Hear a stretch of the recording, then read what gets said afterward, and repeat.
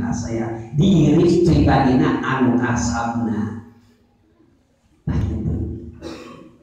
Ai urang kira-kira subhanallahnya. Emota urang teh malami di alam dunya bakal balik ke alam anu bakal kasolat. Naon atuh nyata bahasana saur semua poe panjang. Alam langgeng anu moal deui tina eta alam.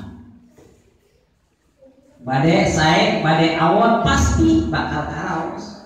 Sedangkan di alam dunya dijadikeun majru atau akhirat artina tempat pepelakan pikeun akhirat.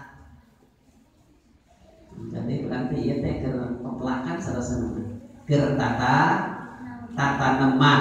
Ibu ayeuna teh urang teh keur tataneman. Tataneman nyata tataneman keur amal-amal akhirat. Ngan kade urang walaupun ieu bentuk amal akhirat kade bisi jeung bisi urang ditampuran anu mata ku hiji amal ngelebur kana ganjaran eta amal urang sadayana. Sing inget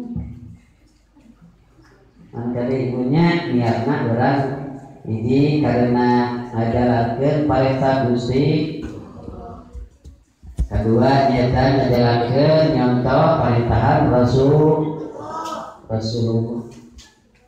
Tulisan gitu berarti orang sing sae niatna hari niat anu sae eta geus ditulis hiji ka saya bila mana minda mau kana eta kasihan Allah beres 10 ka saya kumaha sae kitu mudah-mudahan urang sadaya